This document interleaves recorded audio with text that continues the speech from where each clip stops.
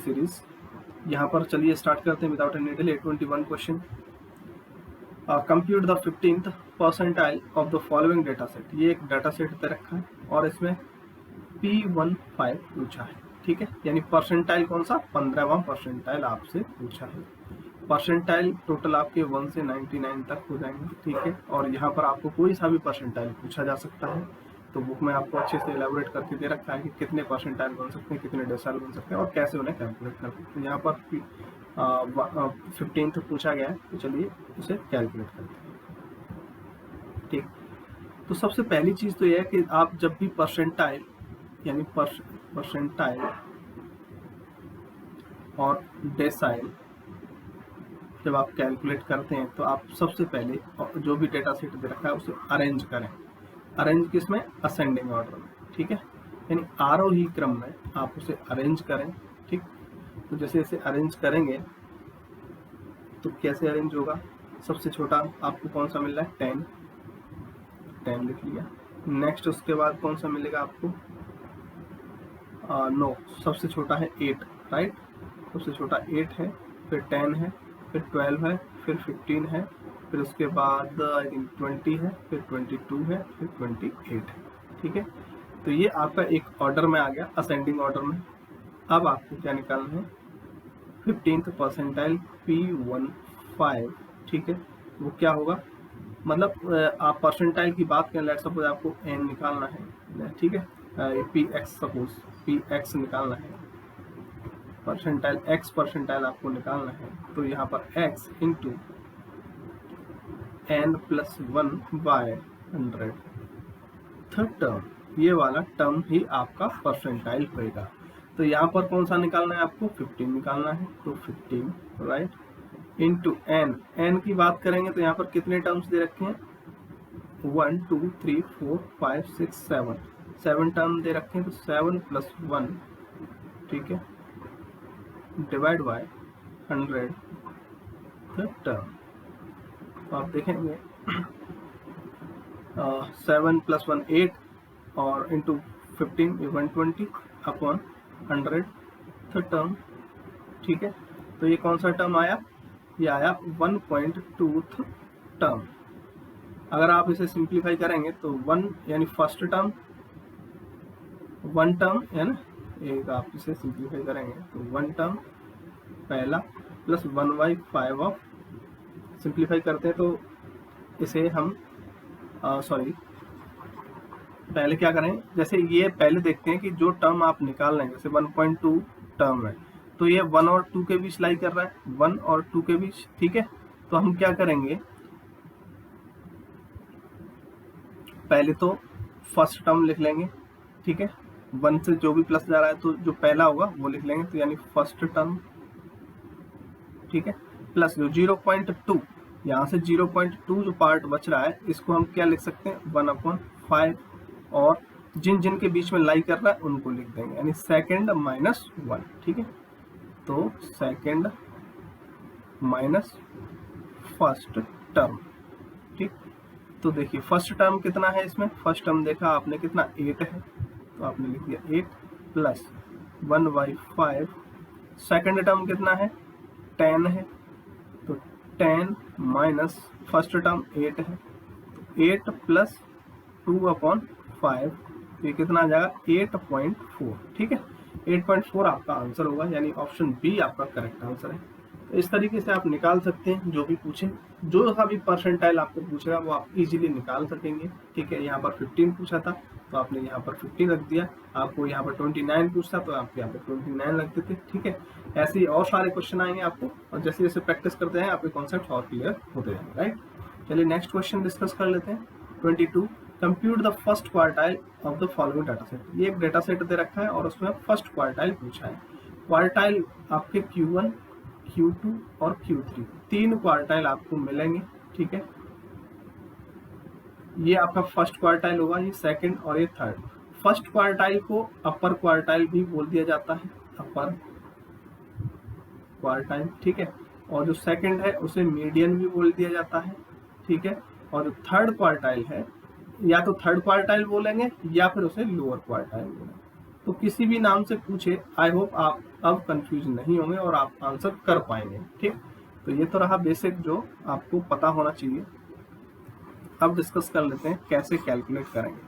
तो जैसे मैंने बताया कि क्वार्टाइल की बात करें कि क्वार्टाइल कैसे निकालना है। अब इसमें फर्स्ट पूछा है यानी Q1। जैसे अब मैंने अभी परसेंटाइल बताया था आपको, लेट सपोज px, तो x इंटू 1 n+1/100, क्योंकि परसेंटाइल है, परसेंटाइल में 100 से चीज़ें रिलेट करती हैं, ये टर्म होता है।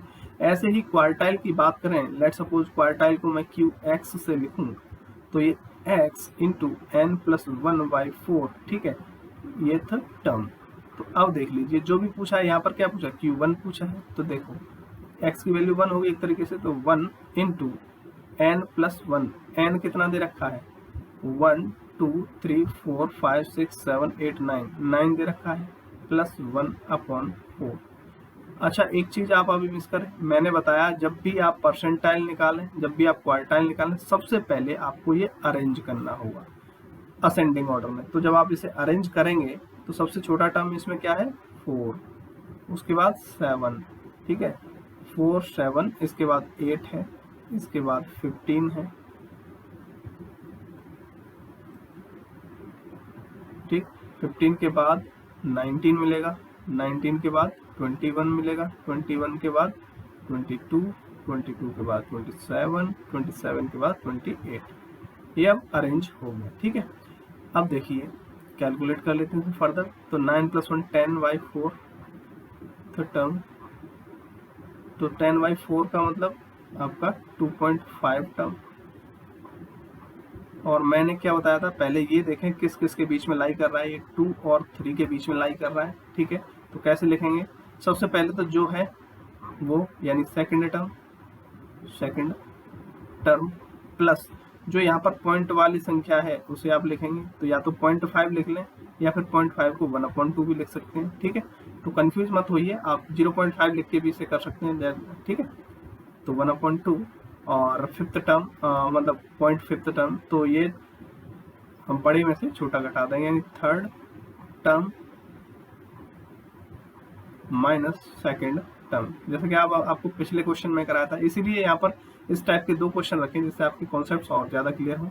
सेकंड क्वेश्चन, सेकंड टर्म की बात करें तो इसमें सेकंड टर्म कितना है, 7, तो यहाँ पर 7 रख दिया, प्लस 1/2।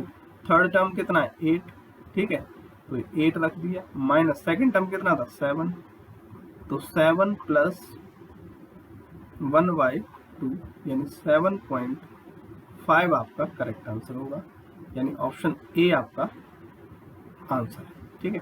आई होप आपको समझ में आ गया होगा, फिर भी नहीं आया आप वीडियो पॉज करके एक बार जरूर देखें, ठीक है। चलिए नेक्स्ट क्वेश्चन की बात कर लेते हैं।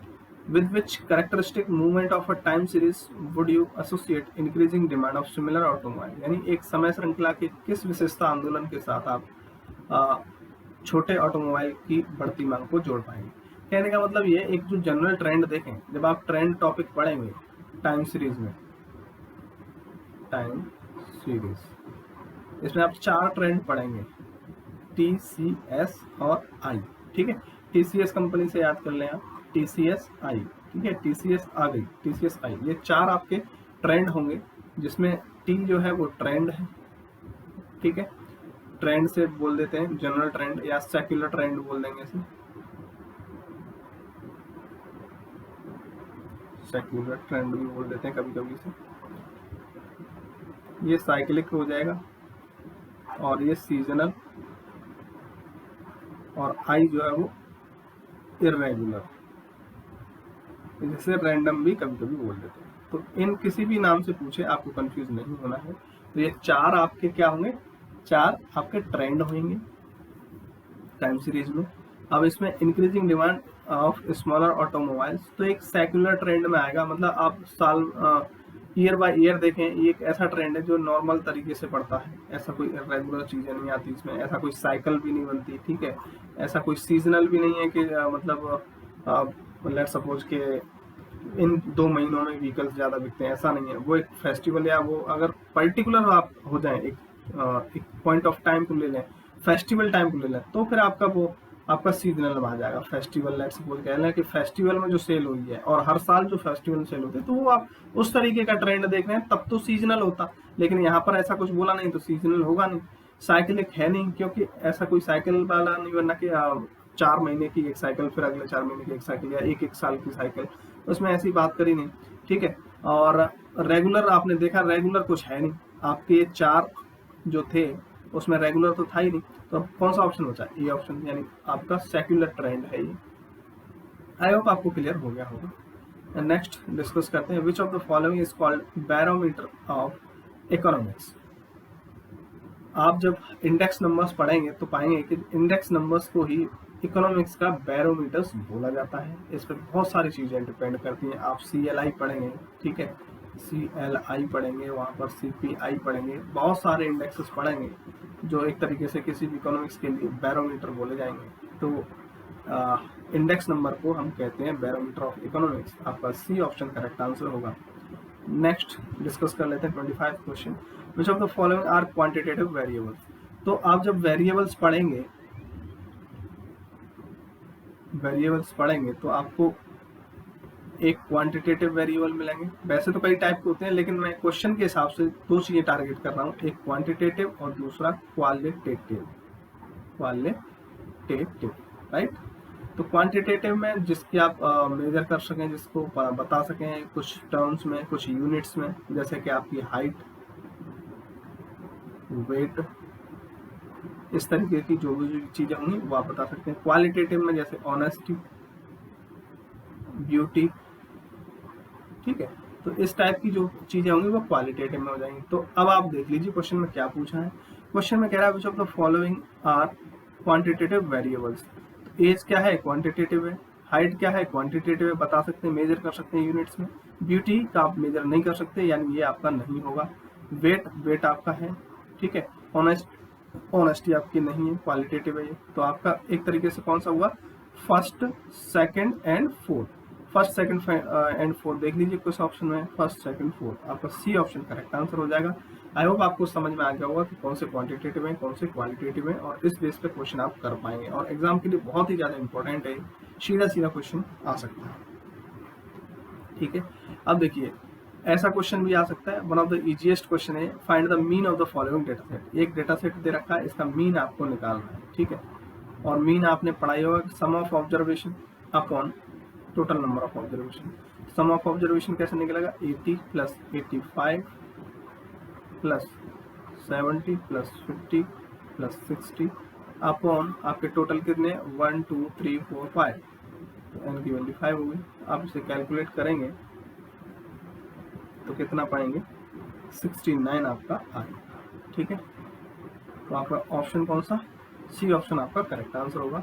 चलिए डिस्कस करते हैं नेक्स्ट 27th क्वेश्चन। अब यहाँ पर ये भी काफ़ी इंपॉर्टेंट और इजी क्वेश्चन है, आपको एक बहुत ही सही तरीके अरेंज्ड वे में ये बुक में बताया गया है, वहाँ से आप इसे पढ़ सकते हैं डिटेल में, ठीक है। तो यहाँ पर जब डिस्पर्जन की मेजर पढ़ेंगे तो वहाँ पर आपको 2 मेजर पढ़ने को मिलेंगे, एक तो एब्सोल्यूट मेजर और दूसरी रिलेटिव मेजर, ठीक है। मैं इसे थोड़ा मिटा देता हूँ जिससे आपको चीज़ें अच्छे से इधर क्लियर करो, राइट। यानी आप मेजर ऑफ डिस्पर्जन पहले तो लिख लेता हूँ मैं, डिस्पर्जन, ठीक है। जब आप इसे बात करेंगे तो 2 इसकी मेजर होंगे, एक होगी एब्सोल्यूट मेजर ऑफ डिस्पर्जन, ठीक है, और एक होगी रिलेटिव, ठीक है। तो एब्सोल्यूट में जो आते हैं वो मैं आपको बता देता हूँ। जैसे रेंज, आप रेंज कैलकुलेट करेंगे वो आपकी एब्सोल्यूट मेजर मानी जाती है। क्वार्टाइल डेविएशन में, QT शॉर्ट में लिख रहा हूँ, क्वार्टाइल डेविएशन में मेजर करेंगे वो भी आपकी एब्सोल्यूट में आती है। इसके बाद मीन डेविएशन में MD लिख रहा हूँ, MD कैलकुलेट करेंगे वो भी आपका एब्सोल्यूट में आता है, ठीक है। और आप स्टैंडर्ड डेविएशन SD कैलकुलेट करेंगे वो भी एब्सोल्यूट मेजर में आता है। यानी ये आपके क्या है? एब्सोल्यूट मेजर ऑफ डिस्पर्जन, ठीक। अब इन्हीं सभी के आगे आप एक तरीके से कोएफिशिएंट लगा देंगे, ठीक है। यानी कि स्टैंडर्ड डेविएशन की बात करें या वेरिएंस की बात करें, ठीक है, वो एक ही बात है। आपको अगर वेरिएंस पता है तो उसका रूट निकाल के उसका स्टैंडर्ड डेविएशन निकाल सकते हैं। तो ये इन चीज़ों का अब जब आप कोफिशिएंट कैलकुलेट करेंगे तो वो उसकी रिलेटिव मेजर बन जाती है, क्योंकि किसी भी चीज़ का कोफिशिएंट डिपेंड करता है कि इसके एक पर्टिकुलर वेरिएबल के रिलेशन में दूसरा कैसे वेरी कर रहा है। ठीक है, तो यहाँ पर आप जब इन सब का कोफिशिएंट निकाल देंगे, कोएफिशिएंट निकाल देंगे, तो वो आपकी रिलेटिव मेजर कहलाएगी। कहने का मतलब कोएफिशिएंट ऑफ रेंज पहला हो गया। ठीक है, अगला हो गया coefficient of quartile deviation. Coefficient of quartile deviation, मैं कोफिशिएंट को सिर्फ कोएफ तक लिख रहा हूँ, आप समझ जाइए। कोफिशिएंट ऑफ मीन डेविएशन, ठीक है। कोफिशिएंट ऑफ स्टैंडर्ड डेविएशन तो नहीं लिखते, तो कोफिशिएंट ऑफ वेरिएशन लिखते हैं इसे, ठीक है, कोफिशिएंट ऑफ वेरिएशन। तो ये जो है आपकी रिलेटिव मेजर होगी। आई होप अब आप कोई भी क्वेश्चन यहाँ से कर पाएंगे, कोई भी आता है तो देखिए क्या पूछा है कि मेजर ऑफ डिस्पर्जन। अच्छा, ये तो मैंने ज़्यादा डिटेल में बता दिया।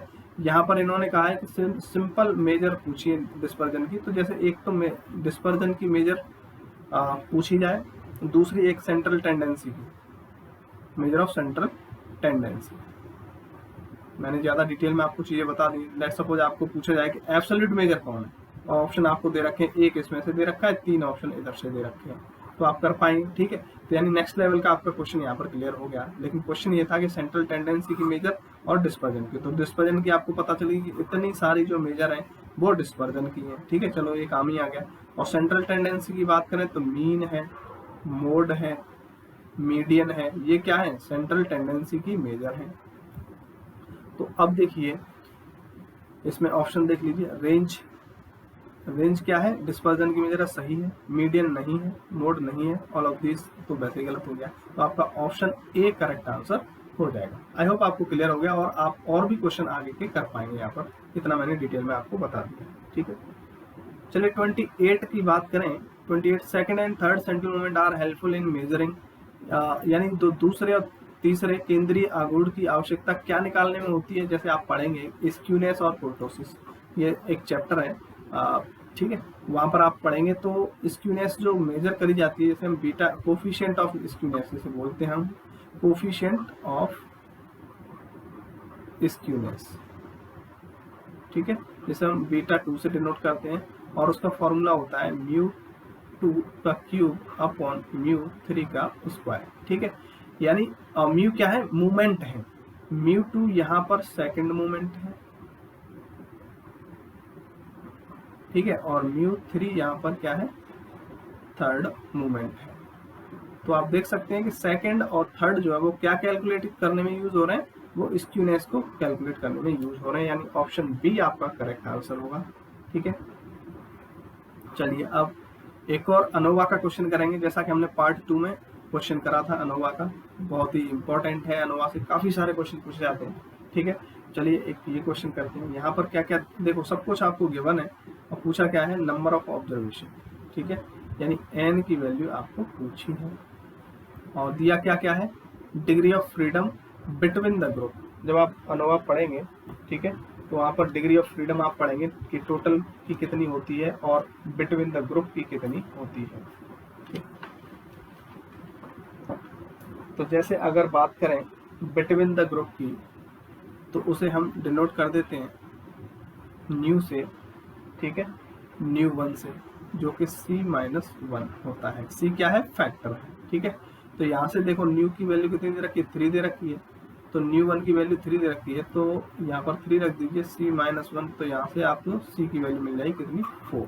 ठीक है, और sum of square between the group, ये क्या दे रखा है आपको, ये आपको SSB दे रखा है, SSB लिखें या SB लिख लें शॉर्ट में। ठीक है, तो SSB दे रखा है। अगला है sum of square of within group, यानी ये SSW दे रखा है, SSW, और F रेशियो कितना दे रखा है, 1 दे रखा है। ठीक है, और पूछा है N, तो SSB कितना था, 30 दे रखा है, यहाँ पर लिखा नहीं हमने, ये 30 दे रखा है, और ये 160 दे रखा है। और हमें पता है F रेशियो क्या होता है, SSB अपॉन SSW, राइट। तो F की वैल्यू दे रखी है 1, तो 1 इक्वल टू, अच्छा SSB की बात करें तो देखो SSB कितना हो गया, 30 एक मिनट, सम ऑफ स्क्वायर ठीक है 30, कोफिशिएंट की बात करें 30 बाय इसकी degree of freedom, formula complete ऐसे। ये तो मैंने सॉरी, यहाँ पर जैसे जो हमने पढ़ा था पहले सिग्मा स्क्वायर आपको पिछले पार्ट में बता दिया था, तो यहाँ पर पहले कंप्लीट फॉर्मूला लिखता हूँ कि एस एस बी अपॉन इसकी डिग्री ऑफ फ्रीडम, ठीक है, upon S S W upon इसकी डिग्री ऑफ फ्रीडम, ठीक, और एस एस डब्ल्यू की जो डिग्री ऑफ फ्रीडम होगी वो एन माइनस सी होगी, और एस एस बी की डिग्री ऑफ फ्रीडम जो है वो न्यू वन यहाँ पर दे रखा है वही होगी, जैसे हम सी माइनस वन लिख सकते हैं। तो देखिए एस एस बी कितना दे रखा है 30 अपॉन इसकी डिग्री ऑफ फ्रीडम 33 दे रखी है, अपॉन एस एस डब्ल्यू कितना दे रखा है 160, अपॉन एन माइनस सी की बात करें तो एन तो कैलकुलेट करना है, सी कितना दे रखा है 4, हमने ऊपर ही कैलकुलेट कर लिया है, तो एन माइनस 4। तो देखिए यहाँ से कितना आ जाएगा 10 आ जाएगा, और ये 160 और ऊपर एन माइनस 4 आ जाएगा। तो यहाँ पर रख दीजिए 10 इंटू एन माइनस 4, ठीक है, अपॉन 160। तो 0 से 0 गई, यहाँ से n कैलकुलेट करेंगे तो कितना आ जाएगा n 20 आ जाएगा। तो आपका ऑप्शन जो है सी करेक्ट आंसर होगा। आई होप आपको समझ में आ गया होगा, अगर नहीं समझ में आता तो वीडियो को पॉज करके आप आगे देख सकते हैं। और नेक्स्ट क्वेश्चन की बात कर लेते हैं। इस dash is also called correlation diagram. मैंने आपको एक पार्ट 2 में बताया था, पार्ट 2 या पार्ट 1 में किसी में भी बताया था मैंने कि जब आप कोरिलेशन और रिग्रेशन पढ़ेंगे, कोरिलेशन और रिग्रेशन, ठीक है, तो वहां पर आप क्या पढ़ेंगे, इनको मेजर करने के लिए स्कैटर डायग्राम का यूज होता है, ठीक है। तो स्कैटर डायग्राम को ही हम कोरिलेशन डायग्राम बोलते हैं, यानी ए ऑप्शन आपका करेक्ट आंसर होगा, ठीक है। यहाँ पर ये पार्ट 3 कंप्लीट होता है और इसकी पीडीएफ जो है आपको डिस्क्रिप्शन बॉक्स में मिल जाएगी, वहाँ से डाउनलोड कर लें और फॉलो करें चैनल को, और दूसरे फ्रेंड्स को भी जो भी आपके भाई बंधु प्रिपेयर कर रहे हो उन्हें भी शेयर करें ये चीज़ें, जिससे वो भी सीख सकें और मुझे भी मोटिवेशन मिले न्यू वीडियोस इसी तरीके से बनाने के लिए और सीरीज़ को कंप्लीट करने के लिए।